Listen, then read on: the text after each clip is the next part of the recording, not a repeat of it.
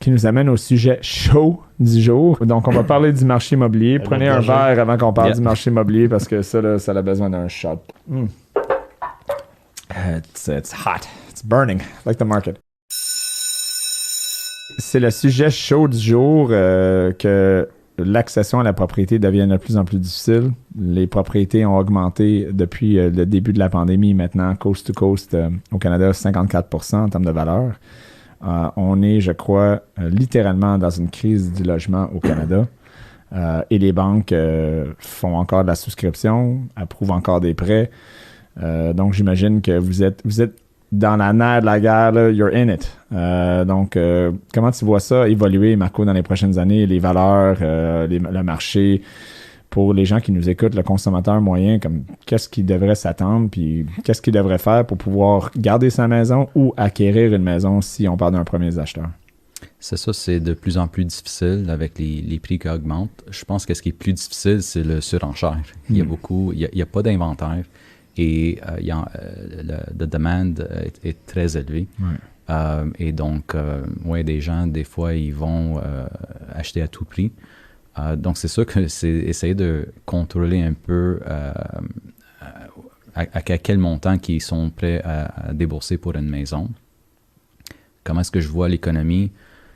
C'est sûr, la valeur des propriétés va toujours être en croissance. Ça, on le voit dans l'histoire, ça a toujours été. C'est sûr que ça va arriver à un moment que you will have a plateau. Puis ça, des fois, on ne sait pas c'est quoi la durée. Ça peut durer 1 an, 2 ans, 3 ans, 10 ans. Mais c'est difficile pour que ça rebaisse. Puis je pense que ça, c'est la crainte que plusieurs clients ont. Je vais acheter aujourd'hui, je vais payer, je vais miser 1,4 million, ouais. Ouais. Ou 200 000 en haut du prix d'achat. Exact. Et puis, qu'est-ce qui va arriver après? Est-ce que la maison va valoir 100 000? C'est pas probable, ce scénario-là, à moins qu'il y ait quelque chose vraiment majeur, une guerre. On le voit maintenant dans le monde. La Russie, elle peut traverser l'Arctique maintenant, il faut faire attention. Là. Exactement. Donc, il faut comprendre un peu qu'est-ce qui se passe dans l'économie, qu'est-ce qui se passe sur le marché. Et puis, présentement, on voit que tout est très stable, tout va très bien. Donc, il n'y a rien qui peut venir en ce moment, qui peut venir pour dire qu'on s'en va en récession, puis tout le monde perd la valeur de la maison, puis tout le monde... Ouais. se trouvent dans la rue où ils vont avoir une dette plus haute que de la maison. Je pense que c'est toujours ça la crainte, parce que c'est ça qui des gens... Oui, exactement. Ils ont peur que la maison va en dessous de l'eau. Donc, selon toi, worst case scénario, c'est vraiment une stagnation du marché où est-ce que tu achètes une maison aujourd'hui, puis la valeur est pas mal pareille depuis pour 4, 5, 6, 7, 8, 9, 10 ans. Oui. Donc, écoute, je pense que c'est des bonnes nouvelles pour beaucoup, parce qu'il y en a... au moins, c'est des bonnes nouvelles. On ne sait jamais, mais... Cette opinion-là, probablement, ça serait un bon worst case. Donc, oui, puis je peux donner l'exemple de Colombie-Britannique. Il y a quelques années, ça a monté très, très vite. C'était dans les nouvelles dans tous les jours. Et éventuellement, ça s'est replacé. Puis maintenant, quand on parle de Colombie-Britannique, les valeurs ne sont pas si ridicules que ça a été il y a quelques années quand ça a commencé. Donc, c'était un petit bulle, mais il n'a pas rebaissé. Non, il a juste arrêté. Il a arrêté. Oui, exactement. Et il a comme... He kept up with the time. Ouais. Donc, ça, je pense que c'est aussi c'est un testament à la résilience des Canadiens, Canadiennes, Québécois, Québécoises de vouloir payer leur hypothèque et de vouloir le payer à tout prix presque. Contrairement à d'autres pays, il y a beaucoup d'autres pays que le réflexe est beaucoup plus rapide. Drop les clés à Mario. Au Canada, je pense que les gens sont fiers de leur maison, veulent rester dans leur maison. Donc, ça, c'est une bonne nouvelle. Nick, you get the last word before you fly off to your party. We already got you started on the scotch there. Yeah, I'll be ready. Perfect. Ben, écoute, pour enchérir là-dessus, ce que je vois, une chose que je peux voir, vu les maisons qui valent beaucoup plus cher, dans ce temps, j'ai acheté ma première maison, elle coûtait 200 000, avoir une mise de fonds de 5%, c'était 10 000. J'ai acheté à 25 ans, mais pour économiser 10 000 $ à 25 ans, c'était faisable. Aujourd'hui, acheter une maison à 500 000, puis là, il faut donner 25 000. Peut-être, maman, papa, soyez patient avec vos enfants, ils vont rester avec vous une couple d'années de plus pour économiser la mise de fonds. Bon. Ouais. On est 3 pères ici. Je vais commencer à mettre de l'argent de côté pour...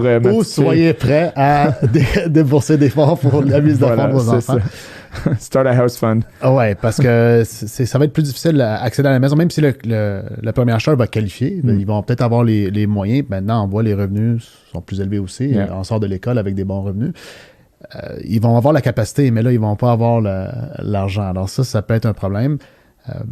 Mais la bonne chose, puis ça va dépendre du client là, ou de la personne, la bonne chose, c'est qu'avec le télétravail, on n'est plus limité de vivre à Montréal, puis ça arrive sud, puis ça arrive nord. Si on veut vraiment avoir une maison à un prix raisonnable, mais peut-être on va pouvoir aller plus au nord ou plus au sud, plus à des extrémités, parce que le télétravail va nous le permettre. Sauf que là, tu vas être loin de la ville. C'est un choix à faire. Exact. Puis on a vu aussi ce choix-là se faire pendant la pandémie, parce que en ce moment, dans les Laurentides, c'est là où il y a le plus de Mont-Tremblant, dans le fond, l'année passée, a fini avec les valeurs de propriété les plus élevées au Québec. Mont-Tremblant. On s'entend que c'est pas à côté de Montréal, mais c'est parce que le monde, avec le télétravail, ils ont pris... Ils sont allés là-bas. Ils ont profité pour aller un petit peu plus loin. Au point que, tu sais, à Mont-Tremblant, ils parlent en ce moment de mettre un moratoire sur la construction. Là, donc, que c'est assez parce que Mont-Tremblant va devenir plus Mont-Tremblant. Il y aura moins d'arbres puis plus de bâtisses. Là. Puis je pense que les gens recherchent. Si tu vas à Mont-Tremblant, je pense au moins que tu recherches quelque chose autre que d'aller manger à la forge puis d'aller boire trop d'alcool ou de la mauvaise bière au Caribou. Donc, pas que j'aime pas le Caribou. Mais donc mise en demeure qui va venir surtout après 2 ans, on veut y aller. Ben oui, c'est sûr, exactement. Après 2 ans, on va drink in a ditch.